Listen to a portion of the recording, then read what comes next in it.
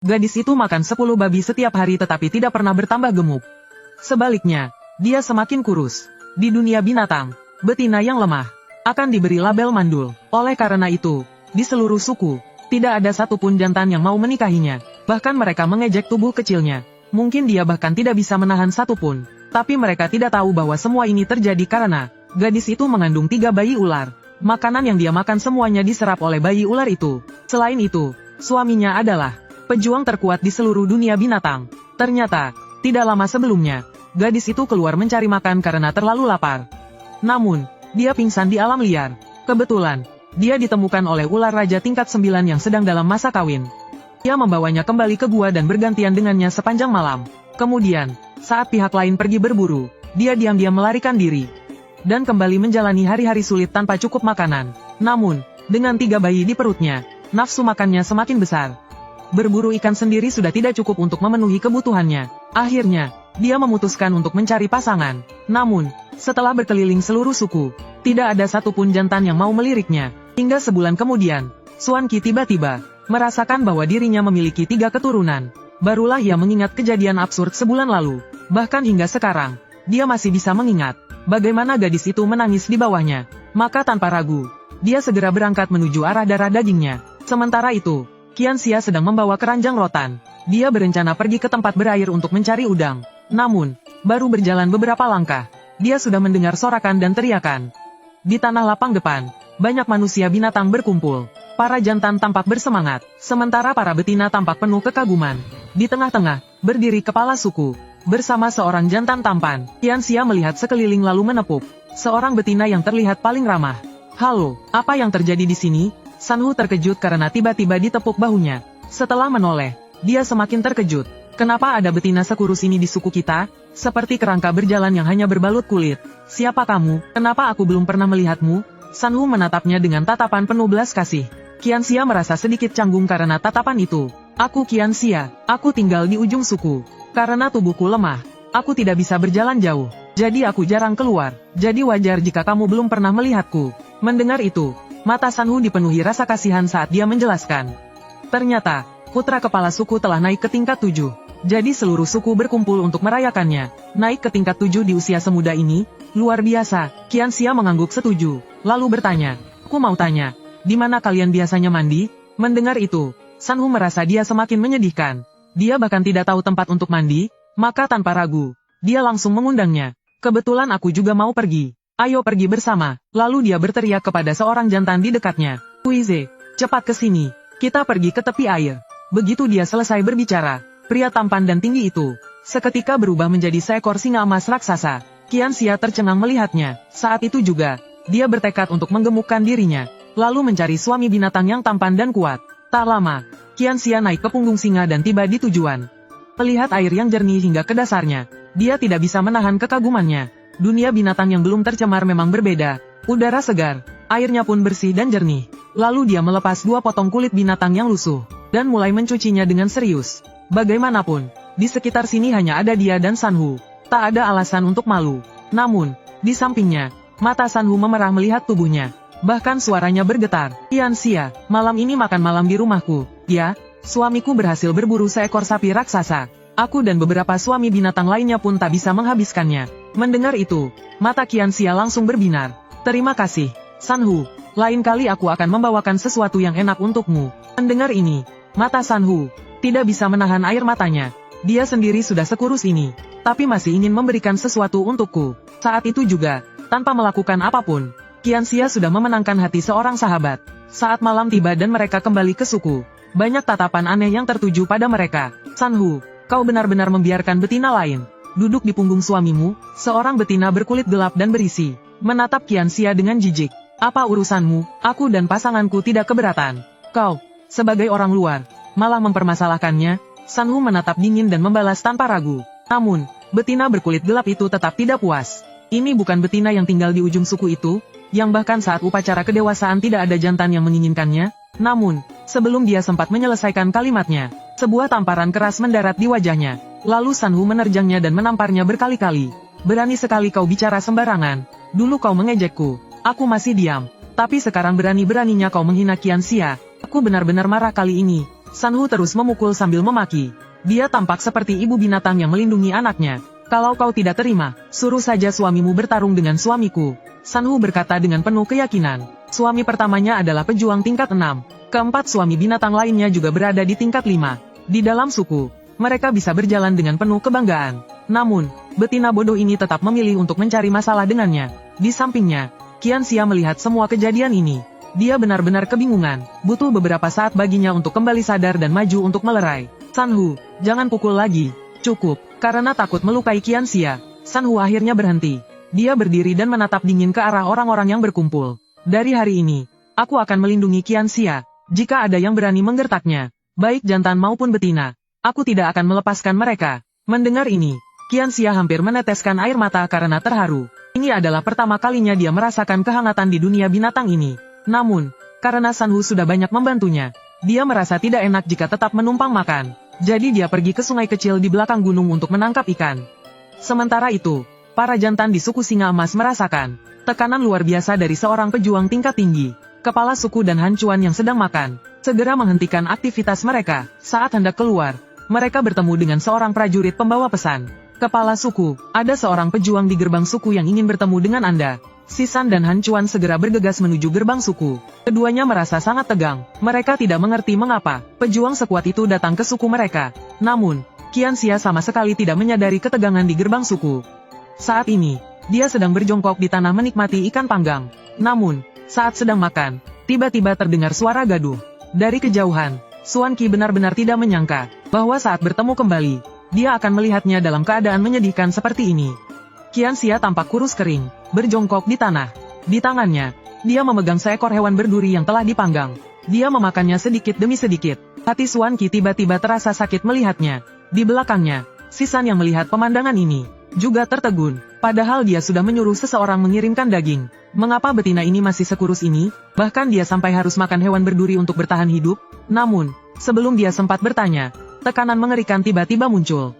Apakah ini cara suku kalian memperlakukan betina? Dia sedang mengandung, dan kalian membiarkannya makan hewan berduri? Merasa tekanan yang begitu kuat, Sisan terkejut. Pejuang ini ternyata berada di tingkat 9. Sementara itu, Qianxia yang sedang menikmati ikan panggang, terganggu oleh suasana yang mendadak tegang. Dia mengangkat kepalanya untuk melihat siapa yang datang. Dalam sekejap, dia begitu terkejut hingga hampir menjatuhkan ikannya. Kak, kenapa kau ada di sini? Saat melihat Xuan Qi, suara Qianxia bahkan menjadi gagap. Mendengar ucapannya, Xuan Qi segera menarik kembali tekanannya. Dia dengan cepat berjalan mendekat dan langsung merengkuhnya ke dalam pelukan. Baru ketika Qianxia hampir kehabisan napas, dia melepaskannya. Lalu, Xuan Qi mengeluarkan setengah bagian daging binatang raksasa dari ruang penyimpanannya.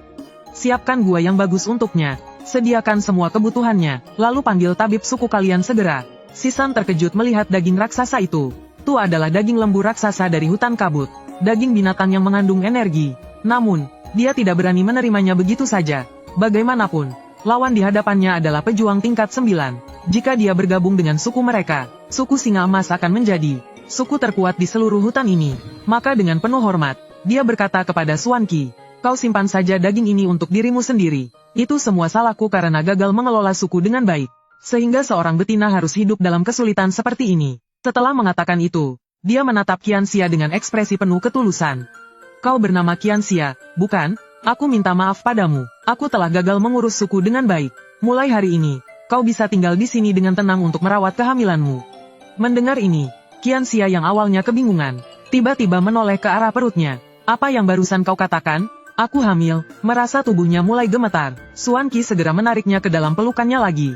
Kau mengandung 3 bayi. Mendengar itu, Qianxia langsung terbelalak dan pingsan. Sebelum kehilangan kesadaran, satu kalimat berputar di kepalanya. Abis sudah, Barbie. Saat sadar kembali, dia mendapati dirinya berada di pelukan Xuan Qi. Di depannya, seorang betina tua sedang meraba nadinya. Tabib suku menatapnya dengan ekspresi terkejut. Dia tidak percaya betapa kurusnya betina ini. Namun yang lebih mengejutkan, betina ini memiliki kesuburan luar biasa. Selain itu, ras ular raja biasanya hanya melahirkan 1 bayi. Tapi betina kecil ini ternyata mengandung 3 bayi sekaligus. Dan semuanya sangat kuat. Sementara itu, setelah mengetahui bahwa suaminya adalah manusia ular, dan dirinya sedang mengandung 3 ekor anak ular, Qianxia kembali pingsan. Saat sadar kembali, dia sudah berada di dalam sebuah gua asing. Qianxia, kau sudah bangun? Saat itu, Terdengar suara Sanhu dari luar gua. Setelah menjawab, dia pun berjalan keluar. Melihatnya keluar, Sanhu langsung menghampirinya dengan gembira. Apakah kau suka tinggal di gua ini? Aku yang menatanya untukmu. Aku mendengar Han Chuan ingin menata gua ini untukmu. Jadi aku menawarkan diri untuk mengurusnya. Terima kasih, aku sangat menyukainya. Qianxia berkata sambil tersenyum. Sanhu langsung menariknya menuju gua di sebelah. Kau pasti lapar, kan? Suamimu memberiku sepotong besar daging binatang. Dia memintaku untuk menjaga dan merawatmu. Saat tiba di rumah Sanhu, keempat suaminya sedang memasak. Begitu melihat mereka masuk, Kuize, salah satu suami yang pernah Qianxia temui, segera berbicara. Sanhu dengan semangat menariknya untuk duduk. Mereka makan daging panggang. Dagingnya tidak memiliki rasa sama sekali, bahkan masih sangat amis. Namun, Qianxia tetap memaksakan diri untuk memakannya. Setelah selesai makan, dia menatap mereka dan berkata, "Aku akan mengajari kalian cara makan yang baru." Setelah berkata begitu, dia mencari beberapa batu besar. Lalu dia mengarahkan Yin Feng untuk mengukirnya menjadi panci batu. Bahkan dia juga membuat 2 set mangkuk dan piring dari batu. Kemudian, para suami binatang Sanhu segera membagi tugas. Sup daging dalam panci pun matang dengan cepat. Mereka semua mencoba sesendok, dan langsung terbelalak. Daging ini sama sekali tidak amis. Qianxia menambahkan sedikit cabai ke dalam mangkuknya. Lihat itu, mereka semua ikut mencobanya. Seolah menemukan dunia baru, mereka makan dengan mata berbinar. Qianxia, kau luar biasa. Kau tahu begitu banyak hal. Sanhu berkata sambil menyeruput sup daging. Dia menatap Qianxia dengan penuh kekaguman. Aku akan lebih sering berjalan-jalan. Mungkin aku bisa menemukan sesuatu yang lebih menarik. Setelah seharian sibuk, Qianxia kembali ke guanya. Tak lama kemudian, dia tertidur lelap. Di tengah malam, dalam keadaan setengah sadar, dia merasakan seseorang menariknya ke dalam pelukan. Namun, karena terlalu mengantuk, dia kembali tidur. Keesokan paginya, saat keluar dari gua, dia melihat Sanhu duduk di atas batu besar di depan gua. Ekspresinya sangat serius, menatap lurus ke depan, mengikuti arah tatapan Sanhu. Dia melihat Xuan Qi dan Yin Feng. Qianxia, kau sudah bangun? Kau lapar? Aku sedang memasak daging di panci. Aku akan mengambilkan semangkuk untukmu. Sanhu segera turun dari batu begitu melihatnya. Mendengar itu, Xuan Qi langsung menoleh. Dia maju dan merangkul pinggang Qianxia. Suara beratnya terdengar dekat di telinganya. Bagaimana tidurmu tadi malam? Kau lapar? Mendengar suaranya yang dalam, wajah Qianxia tiba-tiba memerah. Lapar. Tiba-tiba, Sanhu muncul dan langsung menarik tangan Qianxia, menyeretnya menuju guanya. Sambil berjalan, dia berkata, "Sup daging hari ini sangat harum. Itu hasil buruan pasanganmu dan Yin Feng pagi ini. Jauh lebih enak daripada daging yang kita makan kemarin." Yin Feng melihat pasangannya menarik Qianxia dari pelukan Xuan Qi, dan langsung merasa was-was. "Maaf, pasanganku memang suka bertindak tanpa berpikir. Dia hanya khawatir karena Qianxia lapar." Saat ini, telapak tangan Yin Feng sudah dipenuhi keringat. Menghadapi pejuang tingkat 9 benar-benar membuatnya tertekan. Namun, Xuan Qi tidak mengatakan apapun. Dia hanya terlihat sedikit linglung. Pagi ini, dia bangun dan menemukan sebuah panci batu di rumahnya. Saat keluar dari gua, dia melihat tetangganya menggunakan panci yang sama untuk memasak daging. Karena penasaran, dia pun bertanya. Lalu, Yin Feng mulai mengajarinya cara membuat sup daging menggunakan panci batu. Bahkan diajarkan juga cara memanggang daging. Saat mencicipi daging panggang, rasanya luar biasa. Lalu, jantan ini mulai mengajarinya cara membuat makanan untuk betina. Xuan Qi pun belajar dengan serius. Bagaimanapun, sekarang dia bukan hanya seorang pejuang, dia juga seorang pasangan. Sementara itu, Qianxia makan sambil memandang Xuan Qi. Baru sekarang dia sadar betapa tampannya suaminya ini. Ototnya begitu sempurna, wajahnya seperti hasil pahatan. Tubuhnya bahkan seperti karakter dalam manga. Tanpa sadar, tatapannya tertuju ke suatu tempat. Saat mengingat sesuatu, wajahnya tiba-tiba memerah. Sepertinya ada dua. Tiba-tiba, sesuatu mengalir di bibirnya. Saat dia hendak menyentuhnya, dia sudah berada dalam pelukan Xuan Qi. Sanhu melihat mereka menghilang dalam sekejap. Terkejut, dia menoleh ke arah Yin Feng dan bertanya, "Jadi ini kecepatan seorang pejuang tingkat 9? Yin Feng, yang juga terkejut dan sedikit malu, mengangguk. Saat Qianxia tiba di hadapan tabib suku, dia baru sadar bahwa ada darah di tangannya. "Sial, aku berdarah hanya karena melihat pria tampan?" Periksa dia cepat. Mengapa dia tiba-tiba berdarah? Xuan Qi memeluknya erat, tampak panik saat menatap tabib suku. Saat ini, Qianxia merasa sangat malu dan ingin menghilang. Dia menarik lengan Xuan Qi dan berbisik pelan. "Aku baik-baik saja, hanya sedikit terlalu bersemangat." "Bersemangat? Mengapa bersemangat? Apakah daging binatang ini benar-benar seenak itu? Aku akan pergi menangkap lebih banyak nanti." Xuan Qi berkata dengan bingung. Namun, matanya masih dipenuhi kekhawatiran. Mendengar itu, Qianxia langsung memutar bola matanya. Inilah hal yang sulit saat berbicara dengan manusia binatang. Terkadang mereka sulit diajak komunikasi. Setelah berpikir sejenak, wajahnya memerah dan dia memberi isyarat agar Xuan Qi menunduk. Aku hanya merasa kau terlalu tampan. Jadi aku jadi terlalu bersemangat. Ayo kita cepat kembali. Mendengar itu, Xuan Qi tidak tahu harus tertawa atau menangis. Ini pertama kalinya dia mendengar seseorang mengeluarkan darah hanya karena melihat wajah tampan. Namun, di saat yang sama, sudut bibirnya juga terangkat membentuk senyuman. Tabib suku tersenyum penuh kasih melihat interaksi keduanya. Sudah datang, sekalian periksa saja. Setelah beberapa saat, tabib menoleh ke arah Xuan Qi. Sebelumnya tubuhnya kurang makan, jadi sedikit melemah. Ditambah lagi sekarang dia sedang mengandung. Janin di dalam perutnya menyerap banyak energi. Jadi kau harus memastikan dia selalu makan dengan cukup setiap hari. Nenek, maksudmu semua makanan yang kumakan diserap oleh bayi di perutku? Itu sebabnya aku tidak bisa gemuk? Tabib menarik tangannya dan mengangguk lembut. Klan ular raja memiliki bakat luar biasa. Bahkan saat masih janin, mereka sudah menyerap banyak energi. Jika energi yang mereka serap tidak cukup, mereka akan menyerap energi dari tubuh ibunya. Tapi kau tidak perlu khawatir. Suamimu sangat kuat, kau tidak perlu cemas tentang makanan. Tapi jangan sampai kau membenci bayi ini, hanya karena mereka tanpa sadar menyerap energimu. Mendengar itu, Xuan Qi langsung merasa tegang dan takut. Dia baru menyadari bahwa kehamilan ini tidak terjadi secara alami. Merasakan perubahan emosinya, Qianxia mengusap wajahnya. Aku tidak akan membenci bayi ini. Aku bahkan sangat mencintai mereka. Mendengar itu, mata Xuan Qi memerah dan hidungnya terasa asam. Dalam perjalanan pulang, Xuan Qi terdiam. Setelah beberapa saat, dia akhirnya berbicara dengan perasaan bersalah. Maaf, aku telah memaksamu untuk kawin denganku.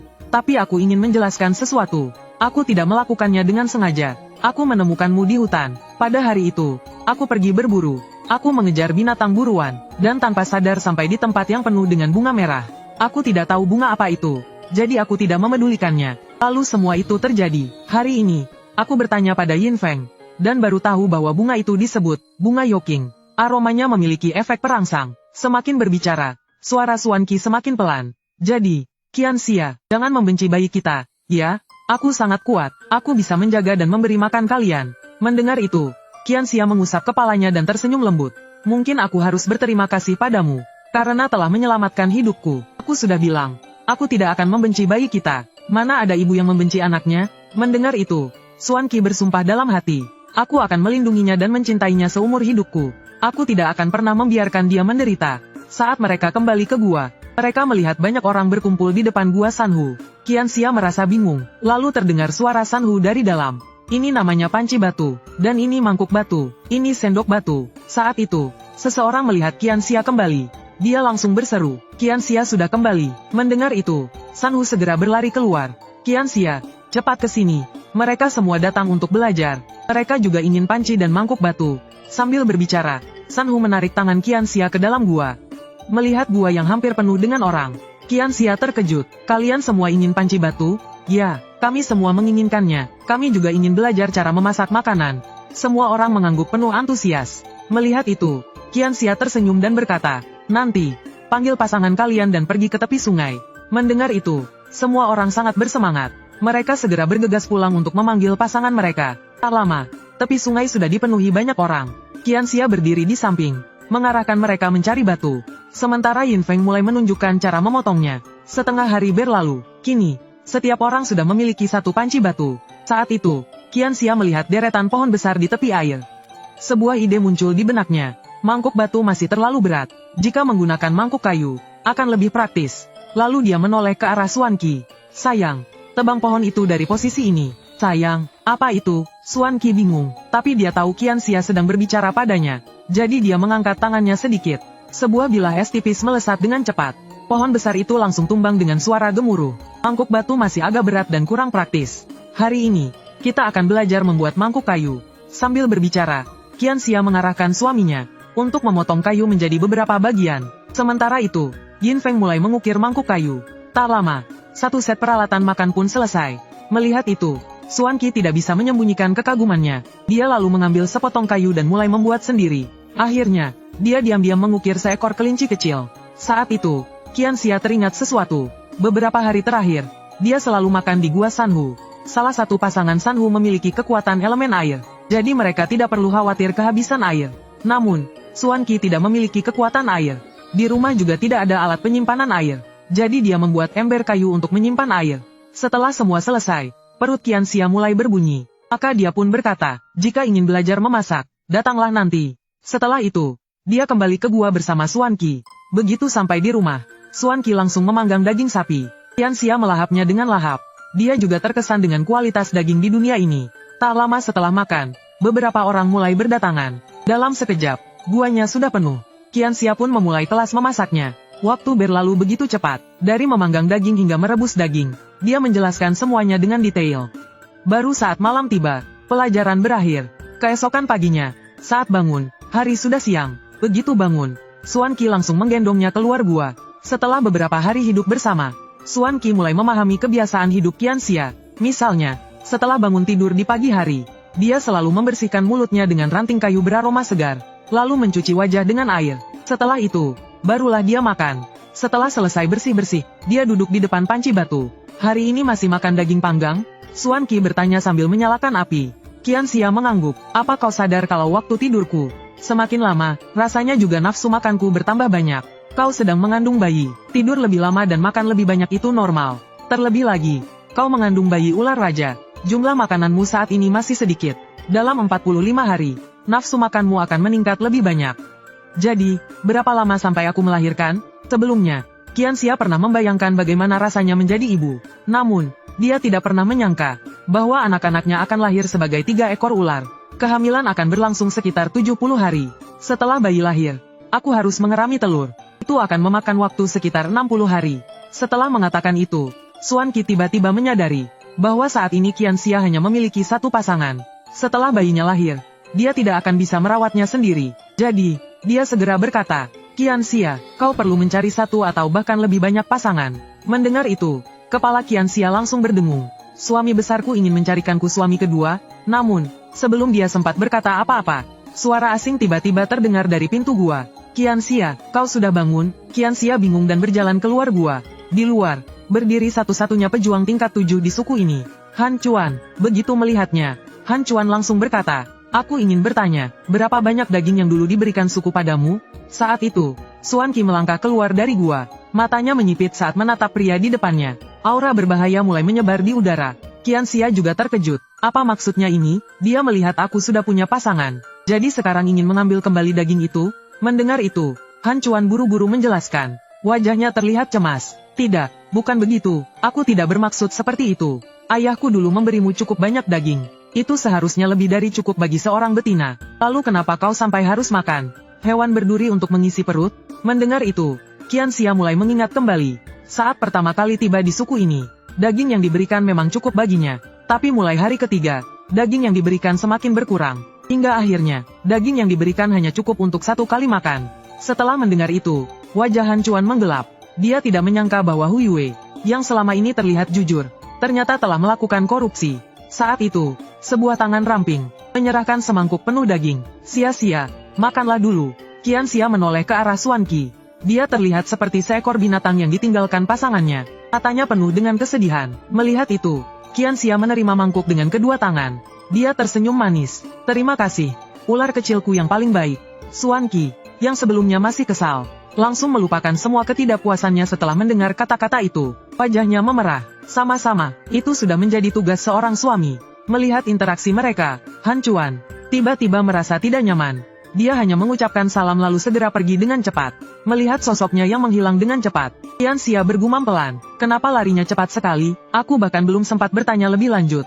Dari kata-katanya tadi, jelas sekali. Daging yang seharusnya diberikan pada pemilik tubuh ini telah dicuri oleh seseorang. Qianxia mencoba mencari ingatan tentang siapa yang dulu mengantarkan daging itu. Sayangnya, dia tidak menemukannya. Saat ini, dia hanya merasa sedikit sedih. Sebenarnya, aku ingin menunggu Han Chuan menemukan siapa yang telah mencuri daging itu. Tapi hanya aku yang tahu bahwa pemilik tubuh ini sudah tidak ada lagi di mata orang lain. Qianxia masih hidup. Jadi, aku tidak bisa menuntut balas secara langsung.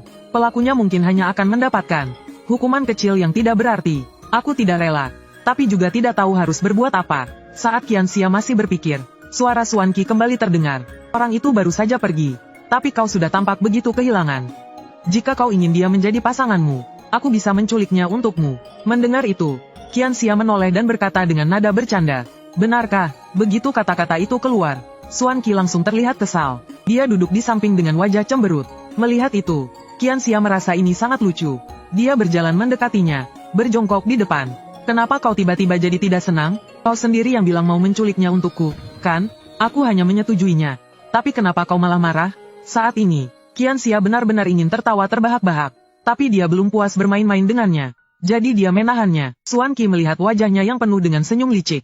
Tapi dia tidak tahu harus berkata apa. Akhirnya, dia hanya membuang muka ke arah lain. Saat ini, bahkan dia sendiri tidak tahu. Tadi dia sendiri yang menyuruhnya mencari pasangan baru. Tapi sekarang, ketika benar-benar sampai di tahap itu, dia merasa sangat tidak nyaman.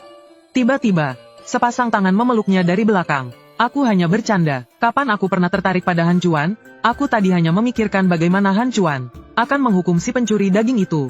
Mendengar itu, Xuan Qi akhirnya bisa bernapas lega. Lalu dia menatap Qianxia dengan serius dan berkata, "Jika kau mau, aku bisa membunuhnya untukmu." Qianxia terdiam. Dia merasa itu tidak perlu sejauh itu. Tapi di sisi lain, pemilik tubuh ini telah mati sia-sia. Akhirnya, dia hanya merebahkan diri ke dalam pelukan Xuan Qi. Aku mengantuk, mau tidur. Setelah menutup mata, Qianxia bermimpi. Dia bermimpi tentang seorang Bisman, yang memiliki wajah yang sama persis dengannya. Ketika dia bertanya, bagaimana Bisman itu ingin menghukum pencuri daging, Bisman itu hanya tersenyum tanpa mengatakan apa-apa. Dia hanya memintanya untuk membantu menemukan keluarganya. Saat Qianxia mulai sadar dari tidurnya, hal pertama yang dilihatnya adalah wajah Xuan Qi yang terlihat cemas. "Ada apa? Kenapa wajahmu terlihat begitu khawatir?" Melihat dia akhirnya terbangun, Xuan Qi akhirnya merasa lega. "Kau tidur sangat lama. Dari pagi hingga matahari terbenam, kau tetap tidak bangun. Jadi aku mencoba membangunkanmu. Aku memanggilmu lama sekali baru kau terbangun." Mendengar itu, Qianxia langsung mengerti. Ternyata suara yang memanggil namanya dalam mimpi benar-benar suara dari dunia nyata. "Sia-sia, apakah kau lapar? Apa yang ingin kau makan? Aku akan memasaknya untukmu." Xuan Qi bertanya dengan lembut sambil menatap Qianxia yang masih melamun.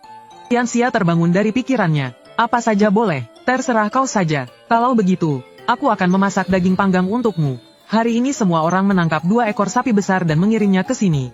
Sekarang ruang penyimpananku penuh dengan daging sapi. Itu cukup untuk kau makan dalam waktu lama." Sambil berbicara, Xuan Qi mengeluarkan sepotong besar daging sapi dari ruang penyimpanannya. Qianxia duduk di sarang rumput, mengingat kembali mimpinya. Saat itu, Yin Feng masuk dari luar. "Qianxia, kau sudah bangun?" "Ya, aku sudah bangun. Apakah Sanhu yang menyuruhmu datang?" "Kalau begitu, aku akan kembali dan memberitahu Sanhu. Seharian ini dia terus menyebut-nyebut namamu. Itulah kenapa dia menyuruhku datang melihatmu." Setelah mengatakan itu, Yin Feng berbalik dan meninggalkan gua. Tak lama kemudian, sebuah sosok ramping muncul di pintu masuk gua. "Qianxia, Qianxia, akhirnya kau bangun. Aku sangat merindukanmu." Seharian tanpa melihat Qianxia, bahkan saat makan pun dia tidak merasa senang. "Aku memang tidur terlalu lama. Bahkan pasanganku sampai ketakutan." Begitu Qianxia selesai berbicara, semangkuk daging langsung disodorkan kepadanya. "Ayo, coba lihat bagaimana masakanku hari ini." Xuan Qi menatap Qianxia dengan penuh harapan. Saat sebelumnya dia memanggang daging, dia selalu kesulitan mengontrol panasnya api. Karena itu, diam-diam dia berlatih banyak. Sekarang, dia sudah bisa menguasai panasnya dengan sangat baik.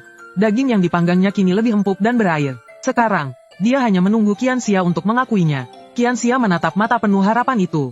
Dia mengambil sumpit dan menjepit sepotong daging. "Enak sekali, Xuan Qi. Keterampilan memasakmu semakin hebat."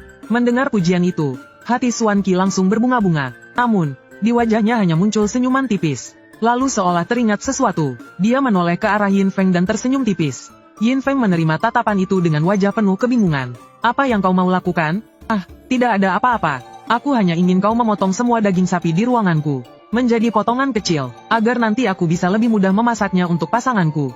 "Bukannya, kau itu kan seorang Bisman tingkat 9. Hal kecil seperti ini buatmu, bukankah sangat mudah dilakukan?" Namun, Xuan Qi hanya meliriknya dengan tajam dan berkata santai, "Kekuatanku terlalu besar. Pisau api yang paling lemah pun akan langsung memasak bagian yang terpotong. Sedangkan pisau es akan membekukannya." Mendengar ini, wajah Yin Feng langsung menggelap.